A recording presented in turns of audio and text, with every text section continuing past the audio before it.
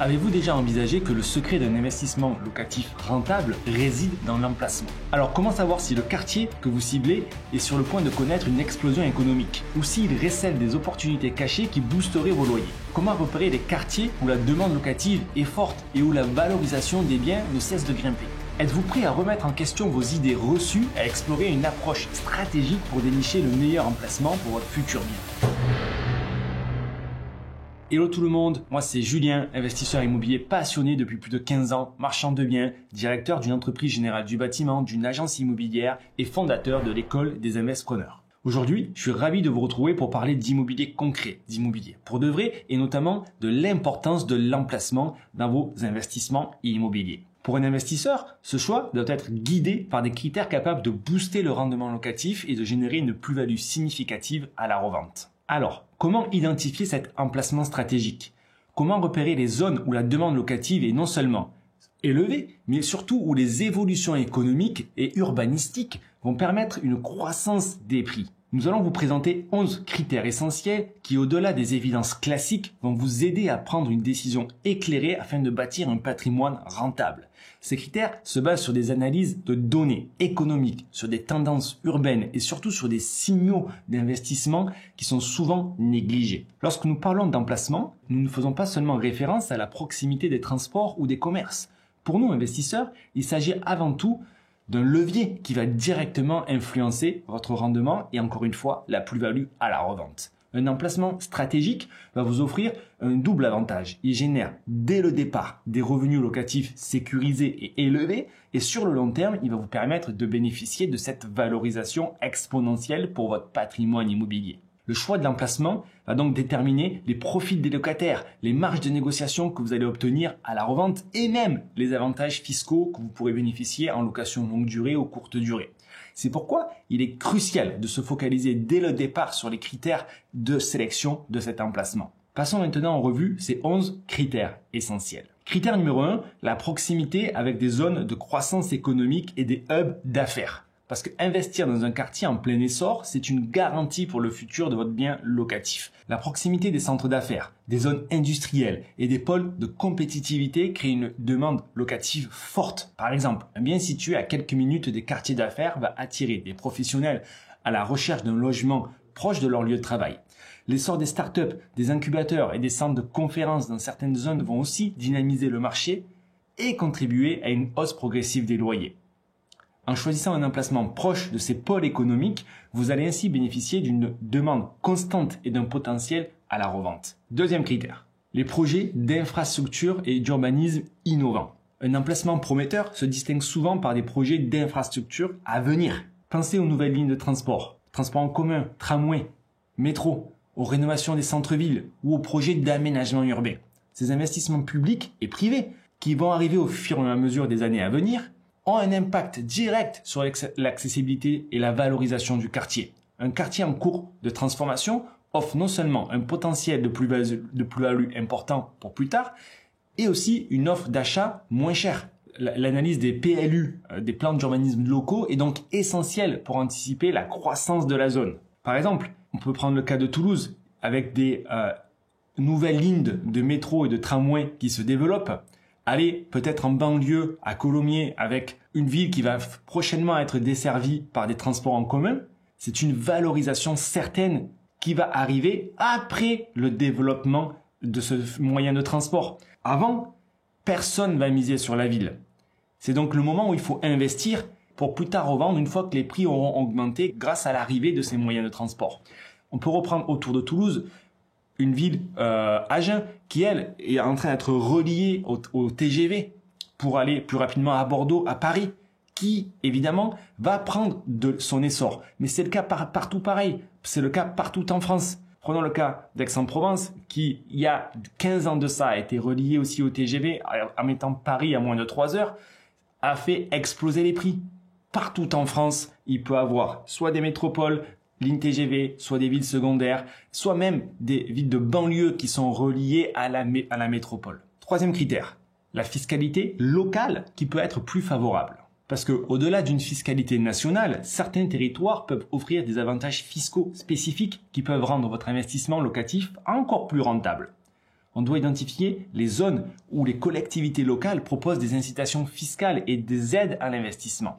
Il existe par exemple des programmes de défiscalisation des cotisations foncières des entreprises ou des exonérations des taxes foncières. Une fiscalité plus favorable peut aussi être appliquée sur la location courte durée, avec moins de restrictions. Dans certaines communes, vous pouvez également aller chercher des subventions pour la rénovation énergétique qui seront plus favorables ou qui se cumuleront aux aides nationales. Quatrième critère, la résilience et la stabilité du marché immobilier local. Parce que c'est essentiel de choisir un emplacement où le marché immobilier a prouvé sa résilience, même en période de crise économique. Des quartiers dont l'évolution historique montre une stabilité des prix et une faible volatilité vont offrir une sécurité supplémentaire. En analysant les tendances passées, par exemple la constance des loyers et la faible vacance locative sur plusieurs années, vous pouvez déduire que le quartier est moins susceptible de subir des fortes baisses en cas de ralentissement économique. Cette stabilité assure une rentabilité locative régulière et une valorisation à long terme. Cinquième critère, la présence de caractéristiques de villes Smart City et d'infrastructures technologiques. Parce que les villes intelligentes, dotées d'infrastructures numériques avancées, vont offrir un environnement plus attractif pour les investisseurs. Par exemple, des capteurs de réseau Wi-Fi, des caméras de sécurité, des systèmes de gestion intelligents du trafic. Des villes dont le numérique s'est fortement développé vont améliorer la qualité de vie des locataires et par conséquent la demande locative. Une ville qui va investir dans ces technologies est souvent en avance sur son temps, ce qui se traduit par une valorisation accrue des biens. Ces infrastructures attirent une population jeune et connectée, prête à payer un supplément pour bénéficier de services modernes et efficaces. Ce critère passe sous les radars pour le commun des mortels. Et en réalité, un investisseur aguerri doit être capable de voir les villes où il fait bon vivre, ou les villes où il va avoir plus de travail, où il y aura plus de plaisir. C'est des villes où les mairies mettent donc plus de moyens pour développer les façades, les infrastructures de leurs bâtiments et également la qualité de vie des résidents. D'où l'importance pour un investisseur sérieux de se former, d'étudier quotidiennement le champ des possibilités, de se tenir à l'afflux de l'actualité, des tendances, des mesures à venir dans sa ville. Sixième critère, le potentiel de plus-value à la revente. Parce que au-delà de la rentabilité locative immédiate, l'un des objectifs principaux de l'investisseur est de réaliser une plus-value lors de la revente de son bien. Son potentiel de plus-value dépend largement du trajectoire de la valorisation du quartier, en plus de la plus-value à court terme qu'il peut créer en rajoutant des chambres, en rajoutant des lots tels qu'on vous l'enseigne au sein de l'école des investisseurs. Soit dit en passant, pour apprendre à créer de la valeur, je vous invite à regarder la masterclass en description de cette vidéo et vous allez vraiment comprendre comment créer des immeubles de rapport en partant de zéro, comment valoriser des appartements pour faire les meilleures opérations. Mais investir dans un quartier en phase de développement, c'est en plus la certitude d'avoir une croissance régulière des prix au-delà de la plus-value instantanée que vous aurez créée sur votre opération. On doit donc prêter une attention particulière aux indicateurs de valorisation sur le long terme. Par exemple, ce qu'on fait au sein de l'école des investisseurs, c'est qu'on va aller investir dans des villes secondaires, souvent qui sont en première, voire en deuxième couronne des métropoles. Parce que ces villes secondaires vont donc bénéficier d'une attractivité très forte venant de la métropole. La métropole, c'est trop cher. On ne pourra pas faire de bonnes opérations, il y a beaucoup de restrictions en longue durée, en courte durée. Par contre, les villes secondaires, elles sont beaucoup plus accessibles, moins contraignantes, moins chères et bénéficient du dynamisme, de l'attractivité de la métropole. Elles sont donc en croissance et vous assurent une plus-value basée sur l'inflation, la prise de valeur de l'immobilier dans ces villes secondaires. Comme dit, cette plus-value va se rajouter à la plus-value que vous pouvez créer en créant vos immeubles de rapport tels qu'on vous l'invite à faire. Septième critère, accéder au financement et à une bonne infrastructure bancaire locale. Parce que les banques locales vont jouer un rôle clé pour l'investisseur immobilier. Donc un investissement dans une ville bien desservie par des établissements financiers va vous offrir de meilleures conditions de crédit. Ou dit autrement, plus de chances d'avoir votre financement. Parce que dans certaines régions, les banques sont plus ou moins développées, sont plus ou moins ouvertes aux investissements immobiliers. Si vous allez investir dans les trous paumés au milieu de la campagne, non seulement ça va pas prendre de valeur avec le temps, mais potentiellement, il y aura peu ou pas de banques locales pour vous financer. C'est donc une contrainte, puisque du coup, quand vous cherchez un financement, vous pouvez trouver des banques là où vous habitez pour un investissement dans une autre ville, ou aller chercher des établissements bancaires dans la ville où se trouve votre investissement. Il faut donc bien choisir la ville pour avoir le bon service financier. D'une autre mesure, ça peut se traduire par des taux d'intérêt plus ou moins avantageux, selon l'expérience et les conditions de l'établissement. On sait que 50% des financements viennent par des banques locales, c'est-à-dire des banques où se trouve l'investissement. C'est donc un facteur très important à ne surtout pas négliger. 8e critère, l'innovation dans la gestion et dans l'analyse immobilière. Les outils numériques aujourd'hui, les innovations technologiques sont en train de révolutionner la manière dont nous analysons et gérons nos investissements.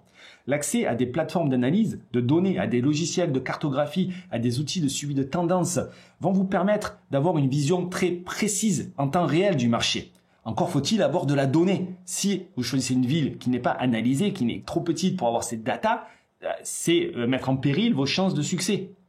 Ces outils vous aident à identifier des zones sous-évaluées, en forte progression, offrant ainsi un potentiel de rentabilité et de plus-value beaucoup plus assuré. Tous ces outils ne sont pas aussi précis suivant la taille de la ville. C'est pour ça que si vous voulez faire les meilleures recherches, autant aller dans des villes dotées de ces datas. Un exemple très flagrant qui va vous simplifier fortement la vie, c'est de mettre des petits plugins pour comparer le prix affiché et la surface qui va vous donner donc un prix de l'investissement par rapport au prix moyen. Mais encore faut-il que le prix moyen de la ville soit rentré dans des outils. Privilégiez donc des villes ou des zones où ces informations sont disponibles et en quantité suffisante pour avoir des données fiables. 9e critère, la proximité des pôles d'innovation et de recherche. Les universités, les centres de recherche, les pôles technologiques sont autant d'atouts pour valoriser votre bien. Ces zones attirent une population dynamique, souvent à fort pouvoir d'achat. Ça va générer une demande locative constante. Investir dans ces quartiers, dans ces villes, c'est donc se trouver à proximité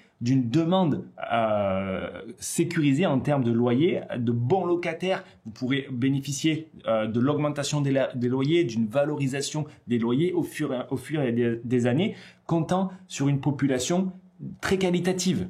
Ce critère est particulièrement intéressant dans un contexte économique où l'innovation est un moteur de croissance. 10e critère, la qualité de l'environnement urbain en termes de sécurité, de potentiel de rénovation, parce que les infrastructures, l'environnement dans un quartier influent directement sur la valorisation des biens immobiliers. Un quartier qui présente un potentiel de rénovation, que ce soit par la présence d'anciens bâtiments à rénover ou par des projets, des quartiers de réhabilitation à plus grande envergure, vont offrir des opportunités de plus-value immédiates et importantes. Le potentiel de rénovation peut être évalué en examinant l'âge moyen des constructions, l'état général des infrastructures, les projets de rénovation prévus.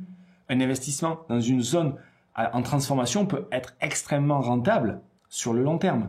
Au-delà de ça, le sentiment de sécurité est indispensable au moment où vous allez acheter, car vous devez vous mettre dans les bottes de vos futurs locataires ou des futures personnes à qui vous allez revendre. S'il y a de l'insécurité, cela pourrait augmenter le turnover, donc le changement de locataires fréquents et donc mettre en péril votre rentabilité. Si je reste dans des secteurs du sud-ouest, mais ça sera exactement la même chose dans chacune des villes, on peut trouver de très belles rentabilités en allant investir au Mirail à Toulouse.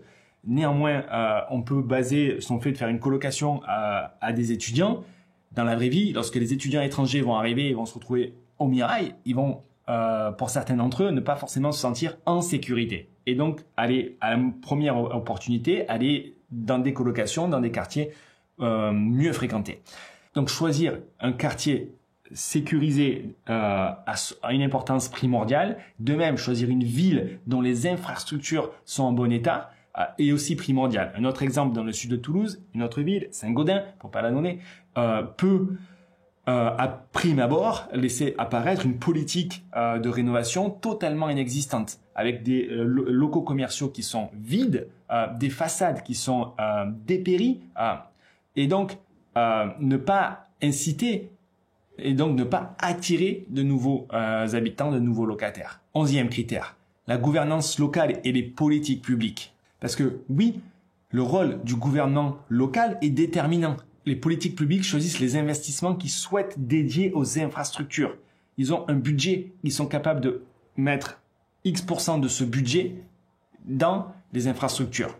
Un quartier qui sera bien valorisé va souvent faire appel à des incitations fiscales. C'est-à-dire que la mairie peut décider de mettre des subventions à disposition des investisseurs pour l'aménagement du territoire public. Là, les voyants sont ouverts, puisque du coup, on va se retrouver avec un dynamisme venant non seulement de la mairie, mais aussi de financements privés, moyennant des contreparties pour aller chercher des subventions. Il faut donc surveiller le programme du maire en place, les tendances politiques de la zone, les projets envisagés. Au plus vous aurez d'informations, au moins vous laisserez de place au hasard. Et au mieux sera sécurisé votre investissement.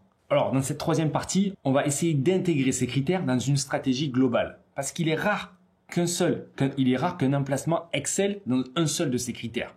La force de votre analyse réside dans votre capacité à combiner intelligemment ces 11 critères pour avoir une vision globale du potentiel de votre investissement. La proximité des infrastructures économiques, technologiques, la fiscalité locale favorable, la stabilité du marché ou la qualité des gouvernements locaux vont avoir une incidence directe sur le potentiel de revente et sur votre rendement locatif.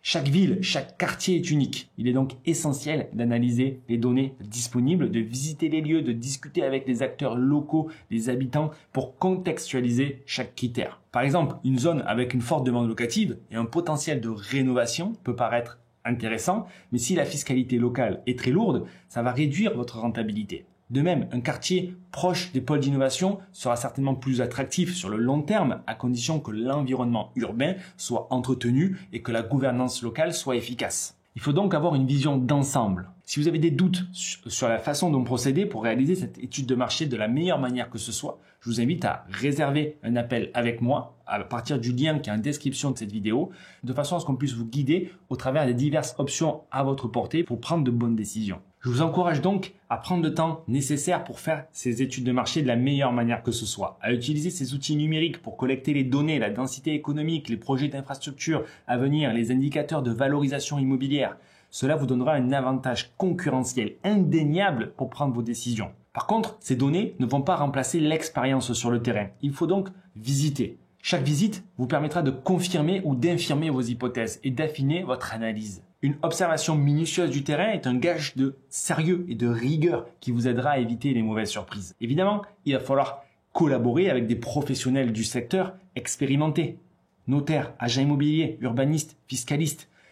Ces personnes vont vous aider à avoir des données supplémentaires pour compléter vos analyses. Leur expérience et leur connaissance du marché peuvent vous permettre à prendre des bonnes décisions. Si vous manquez de méthode sur le process dans sa globalité, formez-vous.